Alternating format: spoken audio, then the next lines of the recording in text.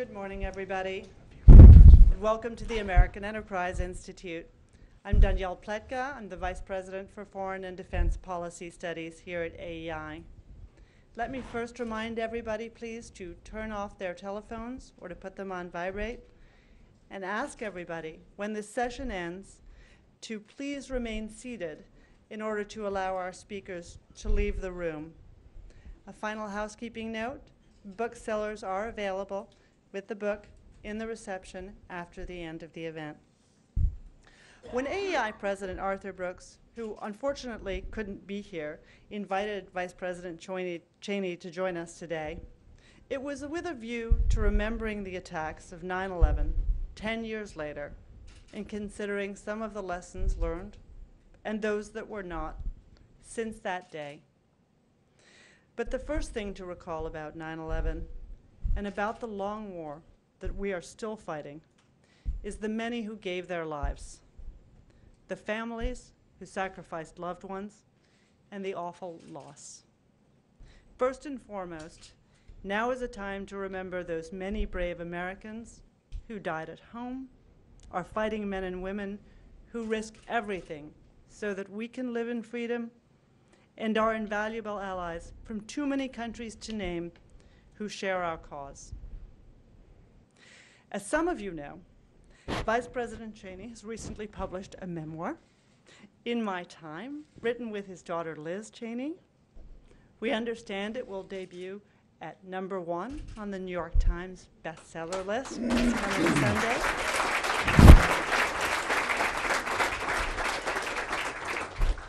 Today, he joins us with Weekly Standard senior writer and best-selling author Steve Hayes for a conversation about that attack on our nation, about decisions made since then, and some reflections on an amazing life in politics and pretty much whatever else he and Steve choose to talk about today in the hour that we have. In the time remaining after that conversation, we'll have a Q&A session moderated by Steve. Lynn Cheney has been a scholar at AEI for many years. Dick Cheney is again a member of our Board of Trustees. We're so glad to have them as part of our AEI family, and we thank them and you all for joining us here today.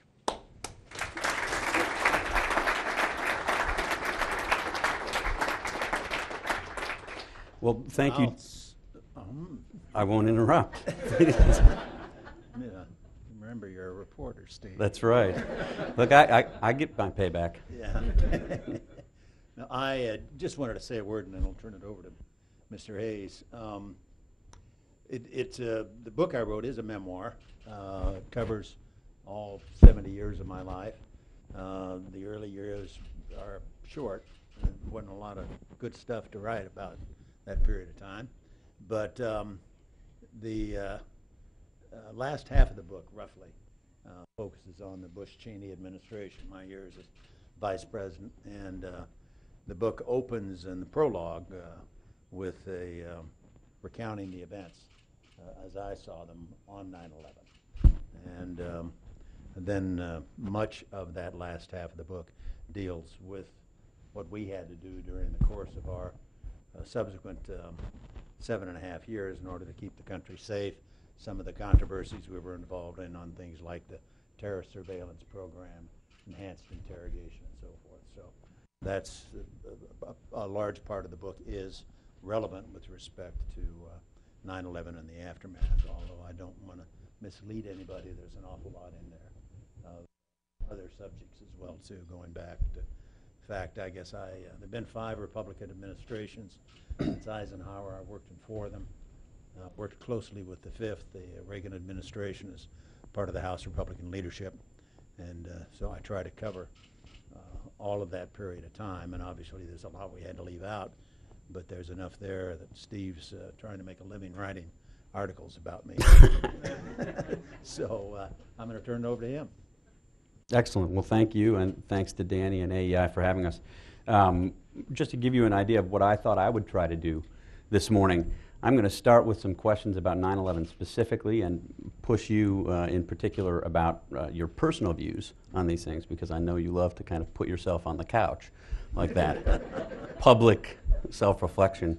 And then I'm going to go and talk about a number of different ways in which the policies that emanated from 9/11 that you, I think, in large part helped drive, and try to fill in some gaps. I've spent a lot of time looking at the interviews that you've done since the book came out. I've read it now twice, and some questions that I have remaining for you. So I think that's how I'd like to proceed, and then, as Danny mentioned, we'll throw it open to everybody for some additional questions that will probably be much better than mine.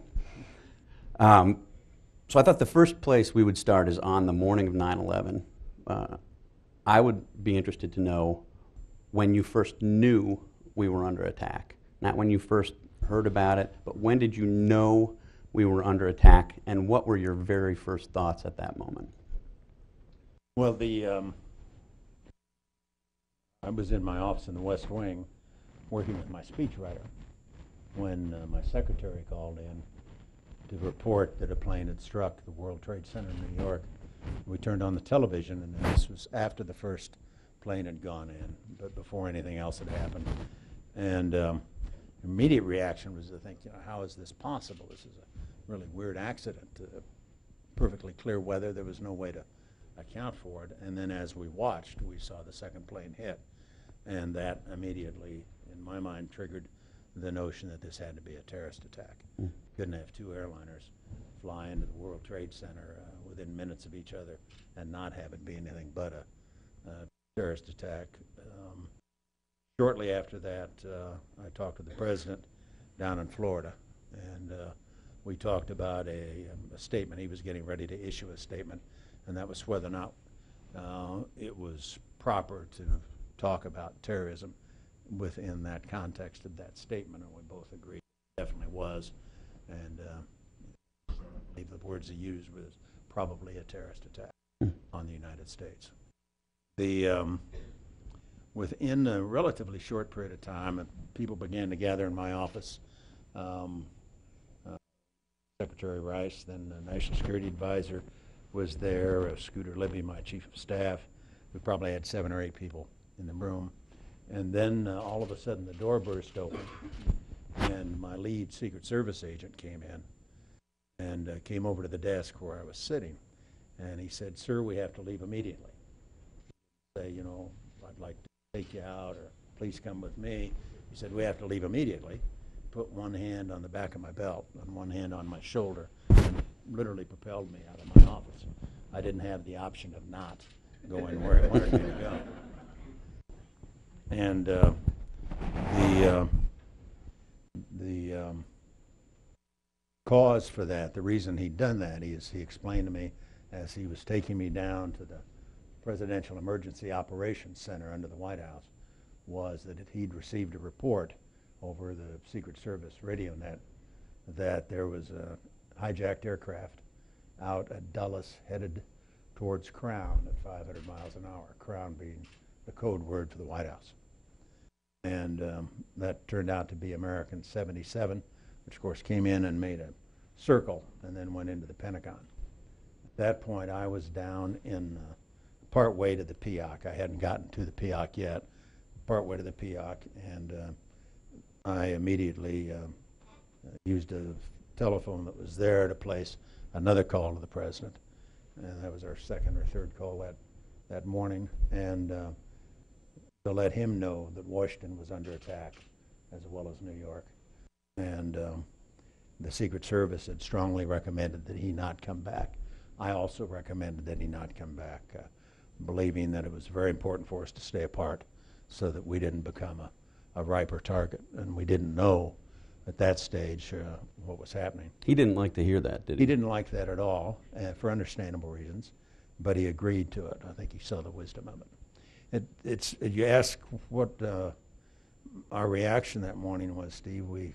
I went from that spot after I talked to the president, went into the PIOC itself, and there I was presented by Norm Mineta, who was our Secretary of Transportation and responsible for the FAA. Norm had a list of 6 aircraft